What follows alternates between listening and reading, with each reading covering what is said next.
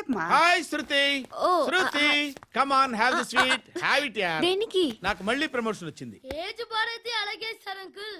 Age బారైన దానికి కాదురా, స్వతహాగా నా ఎంగేజ్ లో ఉన్న క్యాలిబర్ చూసి 5,000 రూపాయలు పెంచారా. నువ్వు ఆగు, నేనున్నాను కదా. రేయ్ తినరా తిను. నేనుండగా మీకేంట్రా. ఎవడబ్బాయి ఫోను?